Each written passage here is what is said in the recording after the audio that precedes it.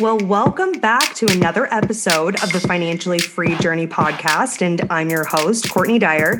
And this podcast aims to dispel the seemingly complex topic of personal finances. We talk about things like money management, debt, savings, investing, retirement, and all things small business.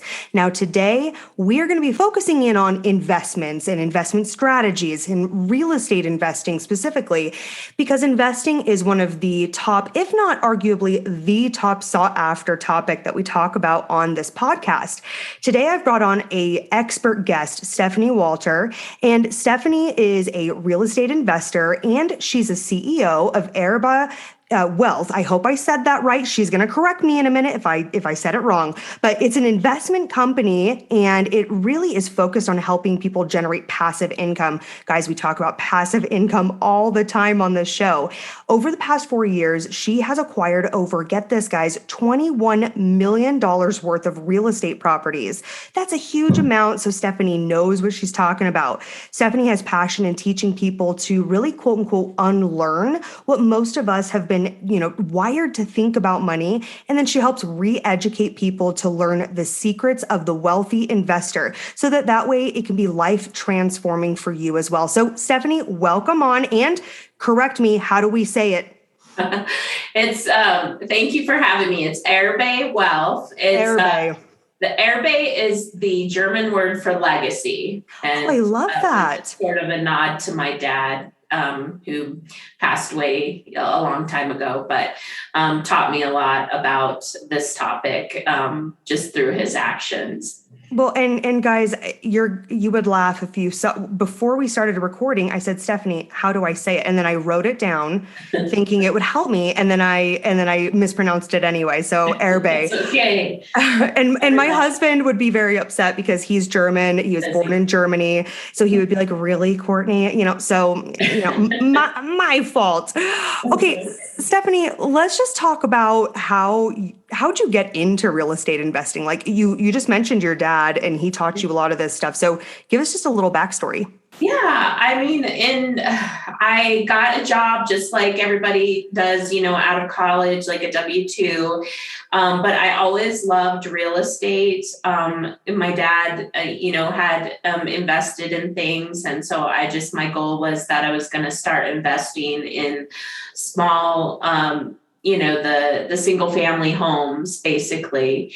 Didn't really know a whole lot about it, but just kind of had the goal that I'd, buy a single family home every few years and, started to do that.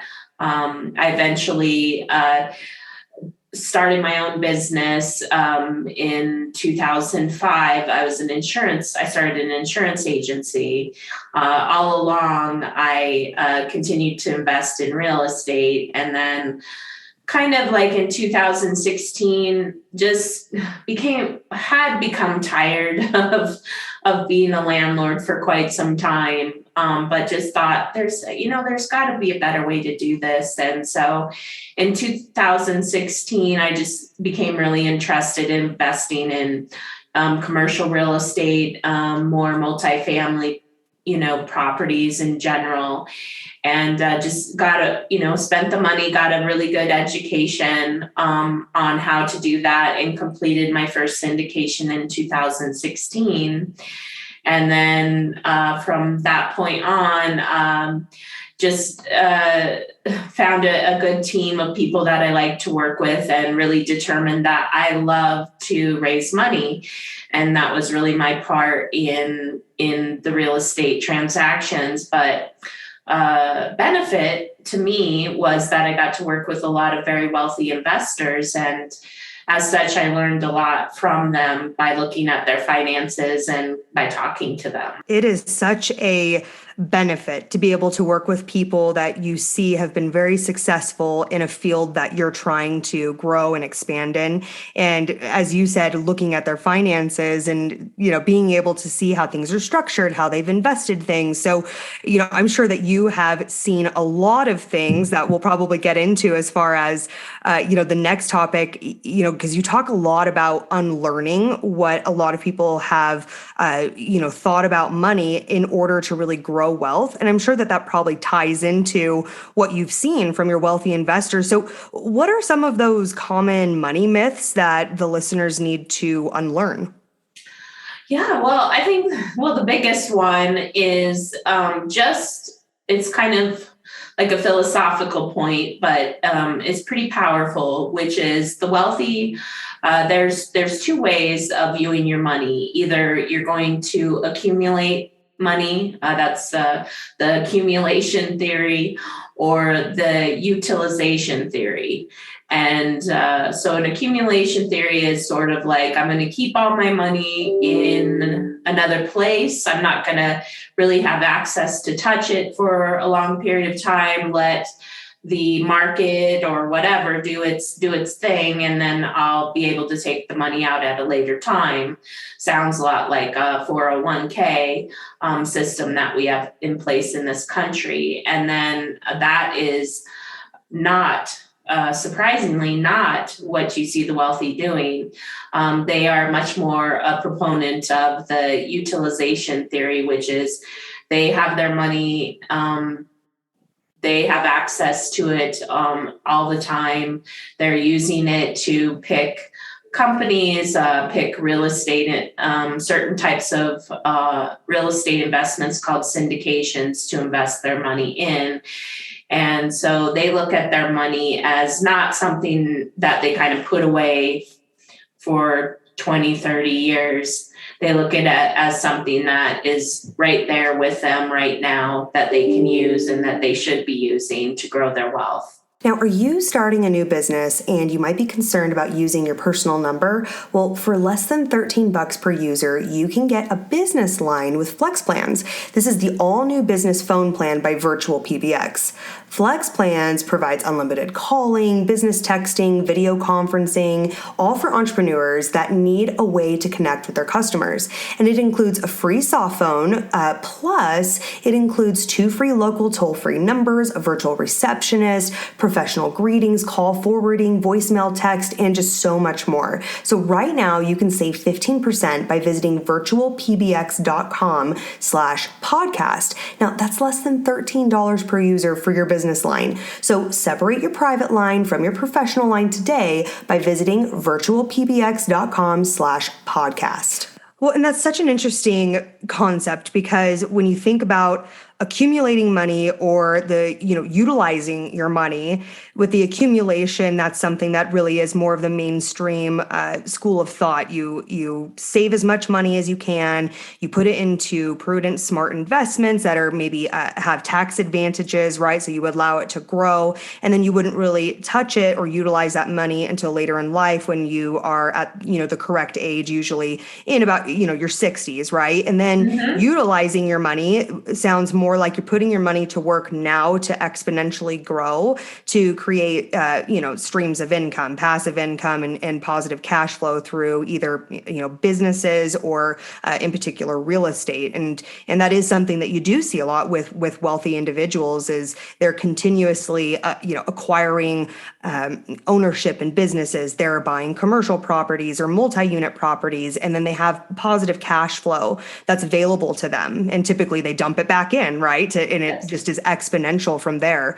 So, with that being a money myth, how can the listeners take action on really unlearning that? Because that's something that's been programmed into us, I just think since the dawn of time, right? I mean, that's something. And again, I think depending on the individual, and also their stage in life and what's available to them, accumulating money may be appropriate, but utilizing the money is another option that may be appropriate for them. So how would they unlearn that and then know if utilizing the money is the best option for them? Well, I mean, like you said, it has been ingrained in us. And unfortunately, I feel like our generation has kind of fallen into the 401k. I don't know that I want to call it a trap necessarily, but prior to the 401k, we had the defined benefit retirement, which meant, someone was going to work for a company for a certain amount of time. And then when they retired, they could count on a certain amount of money being paid to them for the rest of their lives. Now we've switched that to where the money is just put into the 401ks, and then it's invested largely out of our control of what it's invested in. And then as far as the fees that get applied, and another thing that the wealthy are quite on top of is the tax mitigation of their investments. And so that's another red flag of the 401k, is that, let's say you have 500,000 in your 401k now, do you really have 500,000? Because, once you start to draw the money out, you're going to pay taxes. None of us, know what the tax rates are going to be in the future. So I think the most surprising thing about the wealthy is that they're as equally concerned about how their investments are doing as to what they want to be well aware of what those tax implications can be, because the tax implications can completely wipe out, the performance of the investments. And that was sort of eye-opening to me. But for people looking, I kind of suggest, to reach out to different syndicators. I'm one specifically. I have a great deal of information on my website, a lot of education about what these deals are. I also am an advocate of reading. I love the book Killing Sacred Cows. It's by Garrett Gunderson. It's not attached to it in any way, but I love the book because it really breaks down the philosophy of these differences of the wealthy people and the average people. I think everybody's just doing the best that they can with what we've been told. But I think there are definitely, I'm a perfect example. I started to implement a lot of these strategies that I was shown by the wealthy investors I'd worked with. Really within the last 3 years, I started making active changes in what I was investing in, and I was able to sell my insurance agency July 1st of this year. And I am all but, I've replaced my income, so I am retired, but I'm, quite young, and I am very passionate about this subject. And so that's why I'm on your show today, because I just want people to know that there's another way, a better way of doing things.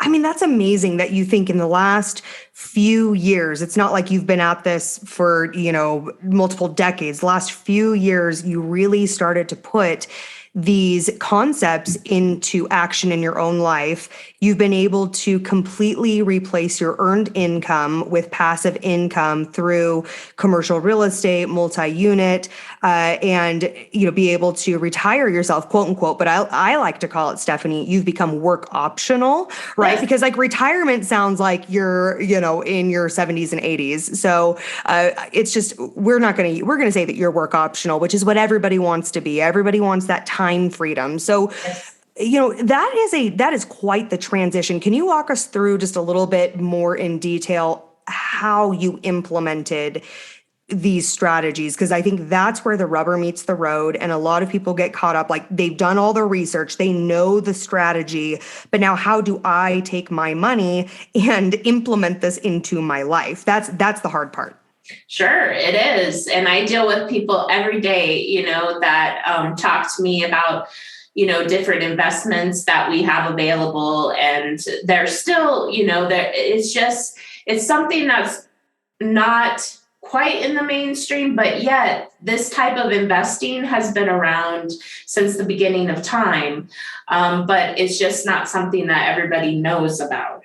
But specifically, I'll address the biggest myth is that the wealthy most people believe your wealth is determined by your net worth. So now that the kids are off to school, you probably have more time to spend in your workshop, right? And that means now is the perfect time to check out Cucamonga Woodworking. Cucamonga Woodworking offers large, sturdy silicone mats that protect your workspace from damage that can happen when you're gluing, sanding, or chiseling. With a silicone mat, cleanup is easier than ever, and you can go longer and not have to worry about messes that have to do with glue, oil, or resin. Now, buy the perfect gift for your husband, your dad, or hey, even yourself. Check out Cucamonga Woodworking at their website, which will be linked in the show notes. It's cucamongawoodworking.com, and you'll get 15% off when you buy 2 mats. And you can also find them on Amazon, and I will also include that link in the show notes. Well, I had a ton of rental properties and I had a great deal of net worth on paper, but I wasn't cash flowing. And that's the key. The wealthy, they believe that their wealth is determined by the cash flow. And so by making that switch in my life, I sold a lot of rental properties that I had. I new ones that were performing, ones that, just were not, once you break it down and say, how much cash flow am I getting from this rental every year after my expenses and my time? And could, with these syndications, could totally outperform those numbers. An average syndication that I am involved with gives about a 20% annualized return every year. That's pretty high. Yeah. And so to take the money that was just sitting in equity in these houses and, sell them and then move the money into these syndicated investments, that was really my key. I had a smaller 401k that I also transitioned out. Not everybody has to, withdraw the money from the 401ks. There's also ways of taking the money and moving it, say, more to a self-directed IRA, if that makes sense, and at least putting the money into a better investment. As one of my favorite investors told me, a few months ago, he's like, I'm happy with 20% returns, Stephanie. 20% returns will make anyone wealthy. Yeah, that's a pretty good. And you think about that compounding over time, 20% is significant. And one thing that I wanted to reiterate that you said is that you've found that the wealthy do not determine their, wealth by their net worth, but more by their cash flow, which is so interesting because you're creating forward income that is, continuous. And so it's just so interesting to think about. It's not necessarily just what's on paper. Again, yeah, you don't want to be over leveraged, where it's like, hey, it's a house of cards and that's if that crumbles down, like you're in big trouble. And so I think there's a piece to look at, our net worth, but also our cash flow, because as you said, on paper, you looked great. Your net worth was positive, but you weren't cash flowing. So, does that truly equate to wealth? You've mentioned the word a couple times, and I want to make sure the listeners understand what it is. You said syndication. And so can you just explain that just a little bit for the listeners, what that is exactly? Yes, sure. Syndication is just where a group of professionals like me and my team, we go out and we find an investment. For us, most of the time, that means a multifamily investment. We do all the due diligence. We get we get everything in place to purchase the property. Once we've done all of that, then we go and we raise money, or I raise money from investors to participate, and they come into this investment as passive investors. And I'm saying truly passive. There's no, call in the middle of the night about someone's water heater, or someone complaining that they can't pay their rent on time. It is truly passive. So when you invest, you own a share of this LLC that we purchase. And from day one, you're given a cash flow check that comes in every month while we own the property. We usually own the property between 3 to 5 years. And at the end We sell the property and then you can take the money and go into another project we have. So you really own the tangible property. The benefit of that is you get tremendous tax benefits, which is something I've mentioned that the wealthy are quite concerned about. And I know a lot of people have not heard of syndications, but as I mentioned before, it's a strategy that's been around for forever. And in fact, the people that have utilized it the most up until probably the last 20 years have been big insurance companies, banks, and pension funds. So that should give people an idea of the security. These investments usually give above average returns, as I mentioned, tax benefits, and they're much lower risk. Because I think that's another myth that people think about wealthy is the reason they've gotten wealthy is because they invest in high risk opportunities, which is really couldn't be further from the truth from what I've seen. So to reiterate to the listeners, just to make sure they understand the structure as well, it sounds like you guys go out, you identify a commercial or a multi-unit property, a great investment opportunity that is real property that you'll then buy under an LLC, and then the investors can then buy ownership into the LLC, and then they receive the income via K1 distributions in monthly payouts. Is that how it's structured? It's a pass-through entity? That's exactly it, except I do like to always put out there that they are considered A class. They get the A class shares, so they are paid before even we are paid. Oh, that's great.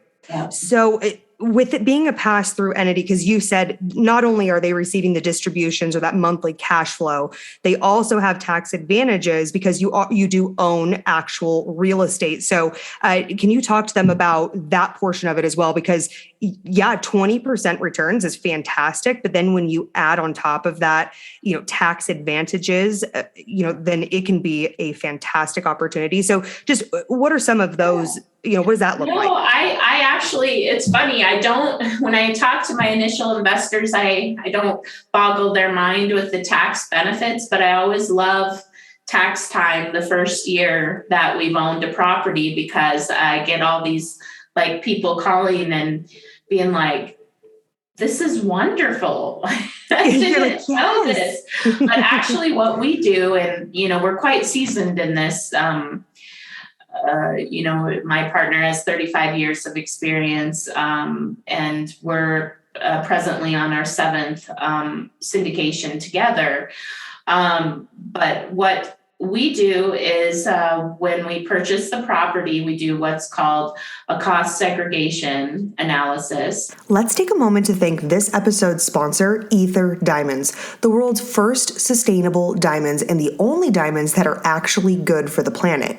Aether has created the world's first positive impact diamonds, made from air through a process that removes harmful air pollens, captures the carbon from it, and then retasks that carbon to a higher purpose in their one-of-a-kind diamonds. These are 100% real diamonds with a real impact. In fact, every carat of Aether Diamonds offsets your personal carbon footprint for over a year. They're some of the highest quality diamonds you can buy and certified by IGI, the world's largest independent laboratory for testing and grading gemstones and fine jewelry. You're no longer stuck having to choose between mined and regular lab-grown diamonds, both of which are harmful for the environment.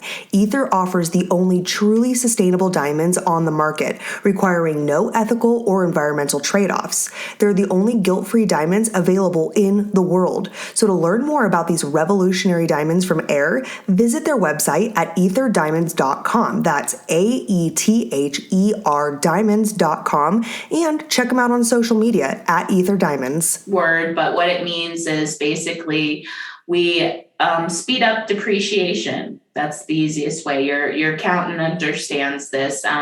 So instead of a normal commercial building needing 39 or 27 years of depreciation, we speed up the depreciation down to 1, 5, and 7 years. So what this means is that each of our investors gets a tremendous tax offset while they're investing with us. And for many people, it can actually be a benefit of say they take $100,000 to invest, they may actually get $100,000 of tax liability back on their K1s.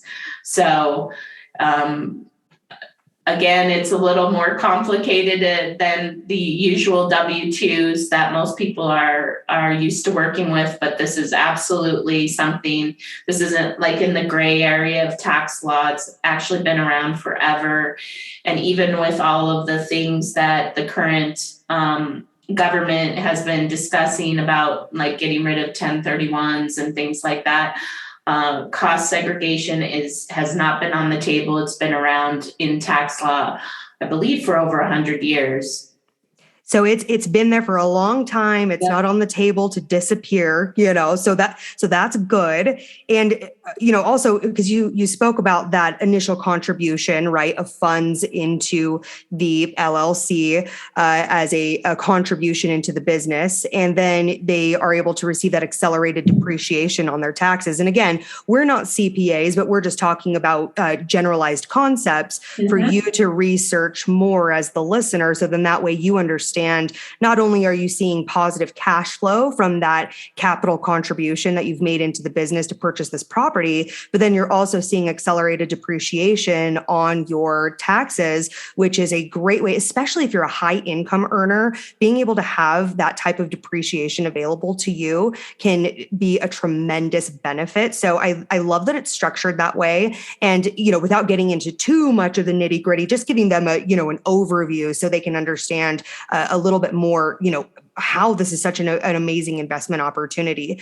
What are you seeing right now in the real estate market? I mean, I've had a lot of real estate investors come on the show, and with this being such a crazy hot market, right? I mean, it's just things are selling for wild prices.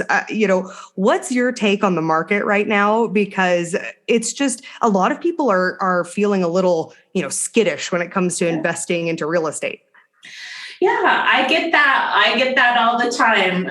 But I think it really comes from the philosophy of myself and my partner, which is we're okay. We average about 2 deals a year. This year we may do 3. But in order to get 2 deals a year, we are looking at hundreds and hundreds of deals. And so we really have kind of laser focused most of our investments in Florida. And that is because that's where my partner is located. And he's very involved in the operations after, we purchase and take over. And that's one reason. But the second reason is we saw through COVID that these being in a state that is very landlord friendly and was able to stay open largely was huge. Our rent collections never dropped below 96% all through COVID. That's great. Yeah. And so our philosophy, truly, I've just make it simple, is we want to make the money on the buy. We never want to buy a property based on projections in the future. Both of us have been around the block several times, and we just do not do anything based on speculation. So we'll wait until we find the right opportunity. Most of the time that comes to us through our current relationships and off-market deals.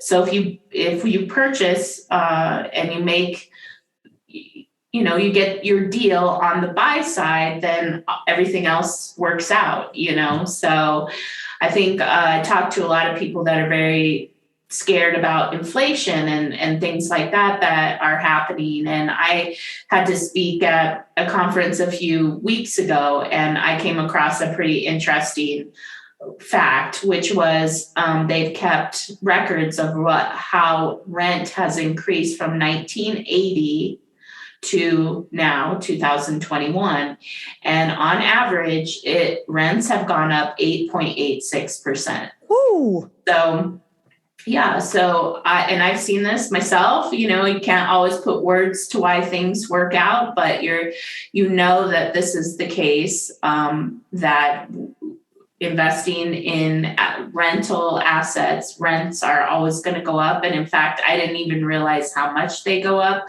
but it's certainly a wonderful hedge against inflation. Oh, absolutely. I mean, you see, I like to think about real estate this way, because people get scared, like, well, what if people don't pay their rent? What if I don't buy the right property? And it comes down to this: regardless of whether you lose your job, whether we have a crash like 2008 or we have a pandemic, people have to have a place to live. I mean, it's just you either pay a mortgage or you pay rent, right? I mean, you have to pay to have a place to live. And so when you think about security, I mean, no investment is completely secure, but that, like you said, is a pretty great hedge when you think about the unpredictable. And as you mentioned, it's, you don't want to get burned on projections. So making the right buy from the get-go is really critical. And for you guys to have really great contacts. And you mentioned, we're not making deals that are listed on Zillow. We're making deals with our contacts that are private party that haven't been listed. So you're able to initially get great equity in a property that is going to also have great projections as well. But you're not going to just count on the projections, which I think is something that a lot of people, that's an initial mistake you see with new real estate investors.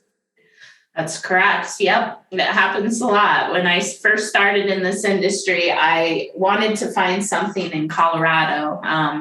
And Colorado is a difficult market in being a brand new person.